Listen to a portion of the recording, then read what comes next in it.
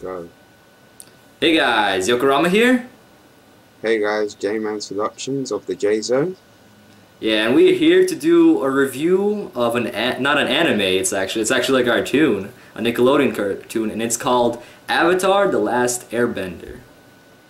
Yep, a very close to anime style cartoon we have here.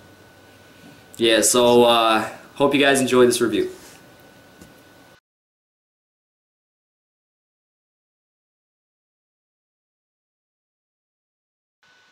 Avatar: The Last Airbender aired on Nickelodeon.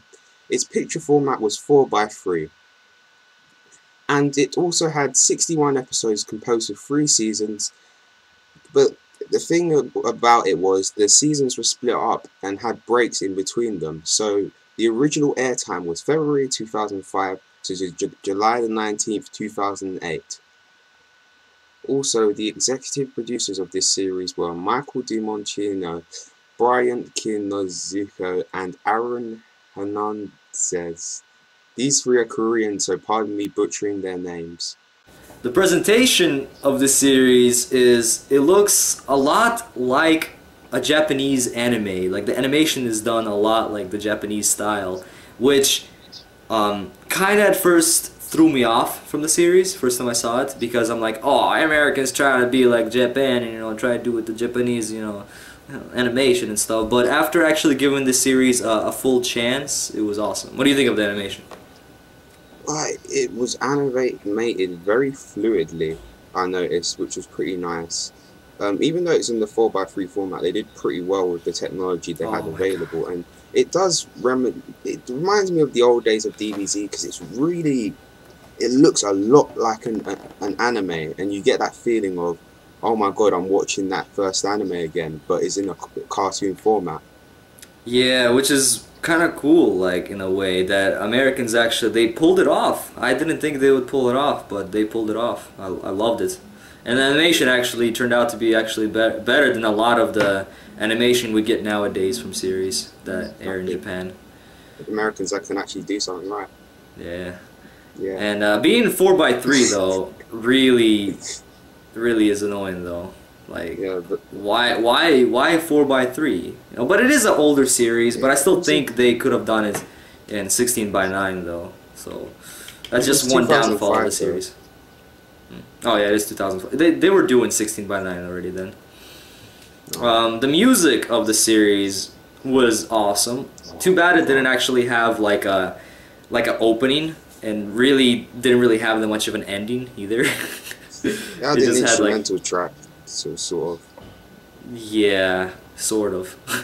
But the background music was awesome though. You gotta admit that. During the fights, like the whole like this, they had like those big, like it's like those big barrels or something, like which was awesome. Yeah.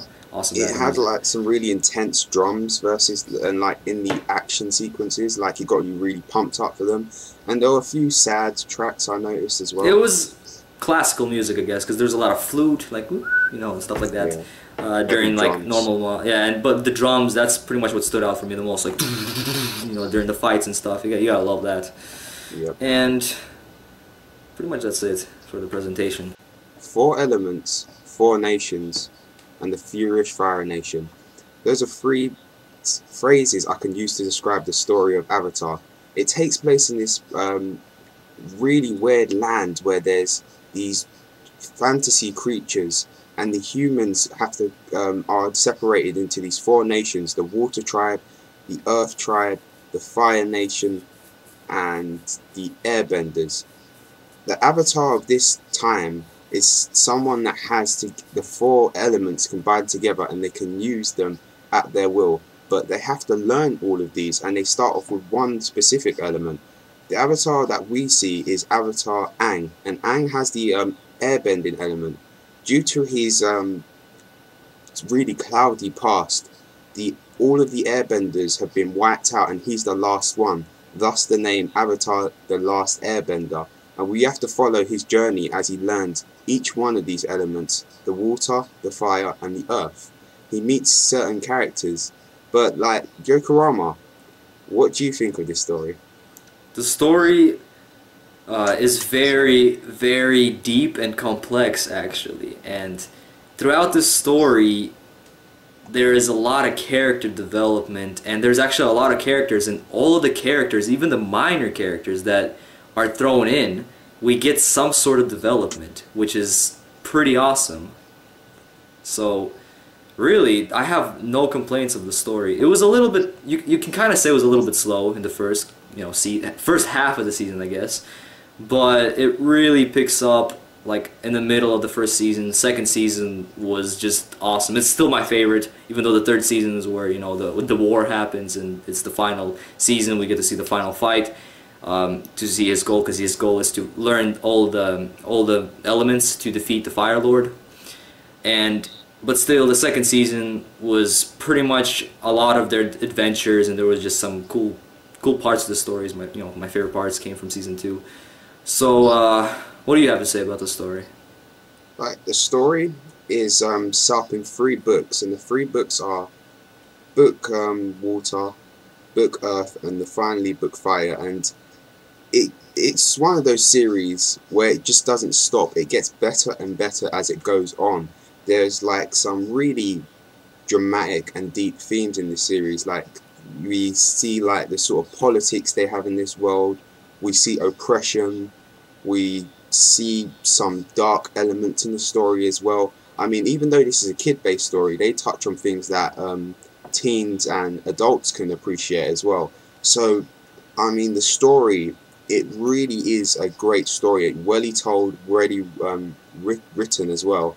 I didn't have too many flaws with it, man. I mean, the ending, I will say, it seemed like they dumbed it down for children, but that's the only thing I can say bad about the story.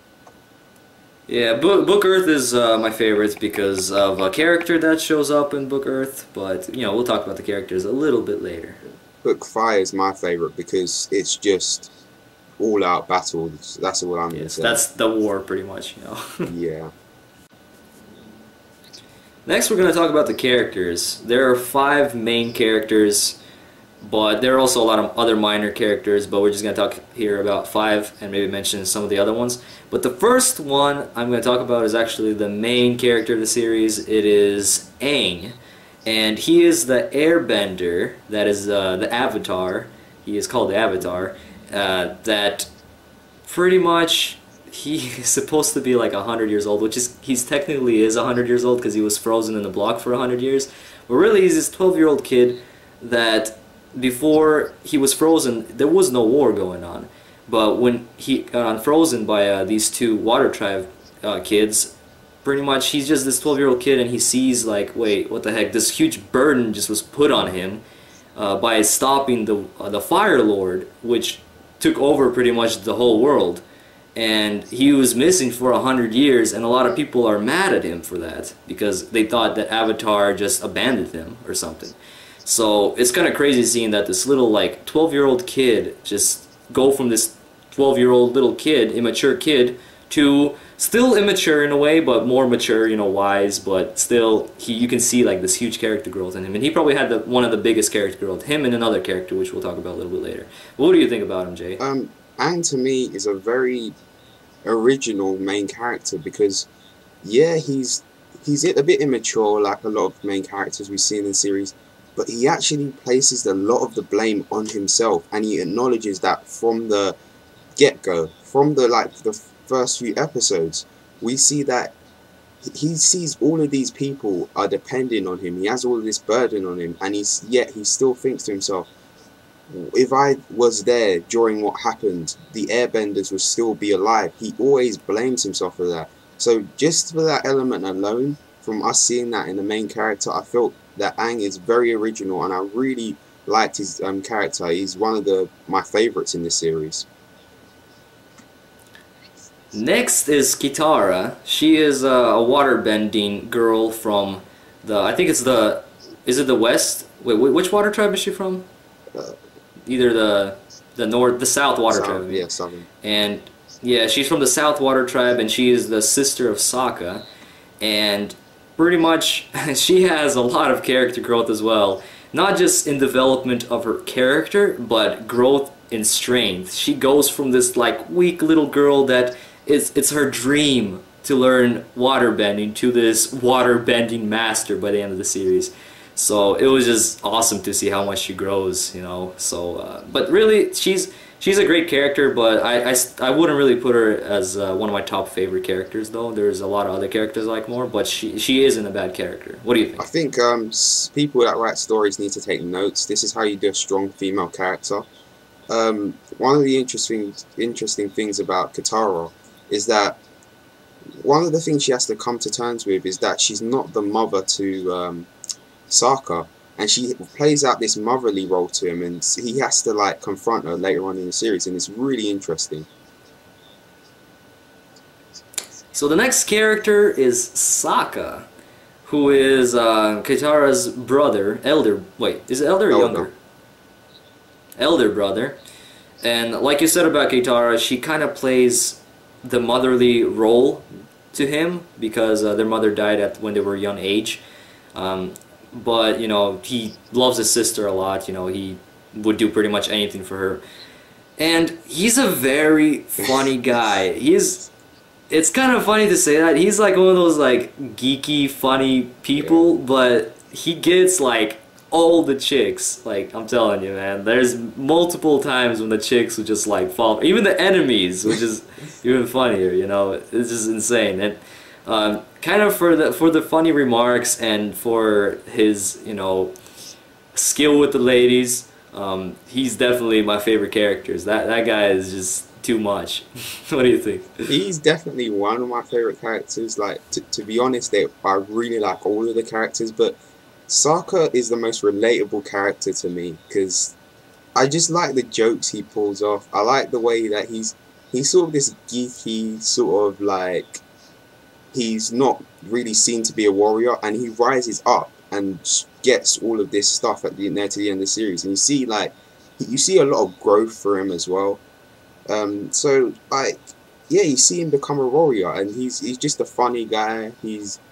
Sokka's awesome. That's all I need to say. If you're a guy, you'll relate to him. He's just awesome. Yeah, awesome. Next character is Zuko. Now Zuko, he's a very interesting character, like probably one of the most interesting characters of the series. He goes through like one of the biggest struggles as well. He kind of, I guess, could relate to Aang a lot because of he also had like, I guess, troubled, I guess, childhood really, but he had to go through like he went through as big of a change as Aang did, you know, and Aang is the Avatar, the main character. And Zuko, I would put Zuko, even though he wasn't in every episode, I would put him as just as big of a main character as Aang. I don't know about you, but that's how it was for me. Because of the character growth he had. He had like one of the biggest character growth, maybe even more than Aang. That's maybe saying, maybe like going a little overboard, but for me, that's what it kind of looked like, because he went from this confused kid that was just exiled from the Fire Nation. He was just kicked out, like really for doing really nothing, just stepping out, you know, and just saying one word against his father, or against not the father, but this meeting they were at, and he just got kicked out, you know, exiled from the whole Fire Nation. His own father that he thought loved him, and he just goes through this like battle within himself, like because he's up next to be the next Fire Lord. And he's going through this like battle within himself and trying to get accepted by his father and all, and just this crazy, like this his biggest enemy and his biggest battle was pretty much with himself throughout this whole series, which was just awesome. That's just amazing. He's probably like in my top 3 favorite characters of the whole series. What do you think? Zuko, as you said, he's having a battle with himself, and this is like something that's mainly aimed at children. That's a really big thing.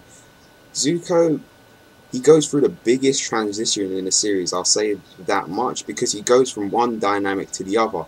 And the relationship he has with his uncle is really honourable at some points and really funny. So, Zuko, great character, and a really nice character to add into the mix, because these characters are all diverse and different.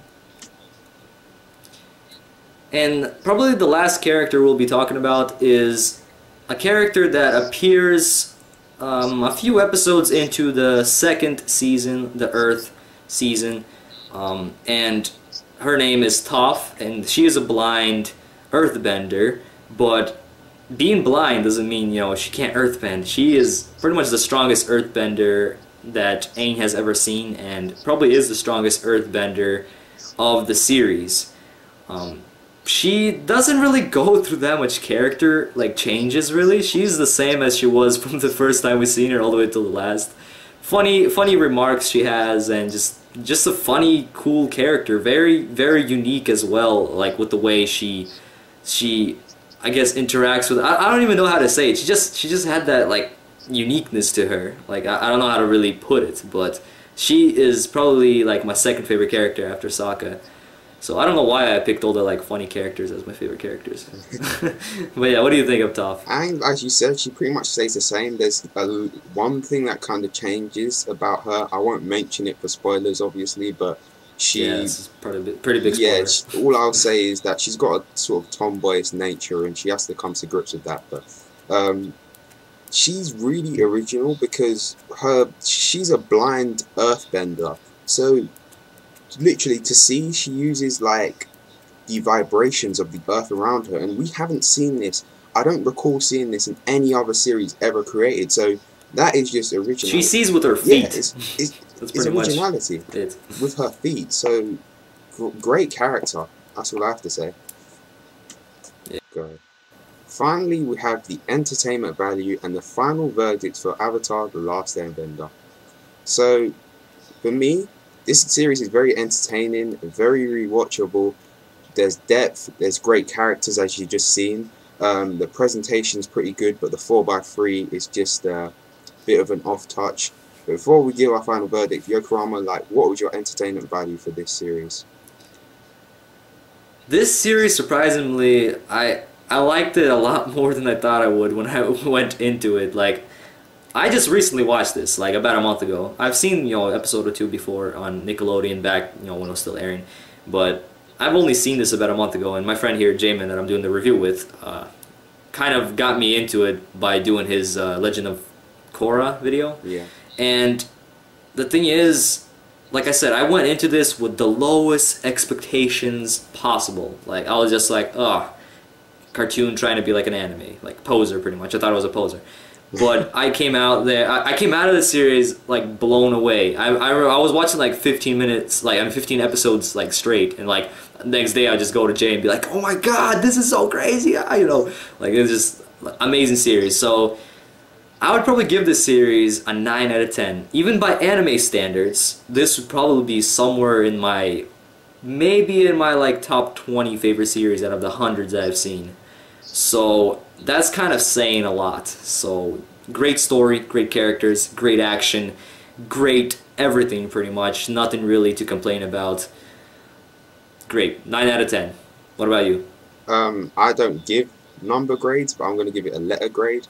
This is the closest to an anime you're going to get, and the American studio doing this is really surprising because look at what they're putting out right now. But I give this an A grade. Absolutely amazing, but it was kind of slow at the start, and the ending, I feel it was nerfed for the kids. Even though it was an inventive ending, all of a sudden we got this, oh, and then trust me, it was a bit nerfed, and you may realize that. But apart from that, pretty good. So anybody who is thinking like, should I check this out? Should I watch it? Because it's a cartoon trying to be like an anime. Like it kind of looks that way when you just look at it, you know. Anybody who hasn't watched the series, go watch it. You can purchase it for a reasonable price on Amazon. You can watch it on Netflix. It's on live streaming on Netflix. You can just go and stream it straight off on your PS3 or anything if you have Netflix. So there's many ways you can check it out. I think they're probably gonna rerun it once in a while on Nickelodeon. So definitely look for the series. Definitely look at. Yeah, we'll link the purchase so you can be able to purchase it if you like. Because coming from us, we both love the series. So I'd say give it a go. Definitely check it out. Any final words?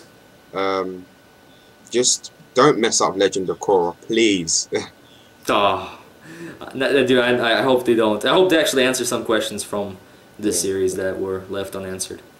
But yeah, guys, sorry for this a little bit lengthy review, but there's just so much to say about this series. So I hope you guys enjoyed, and Yokurama out.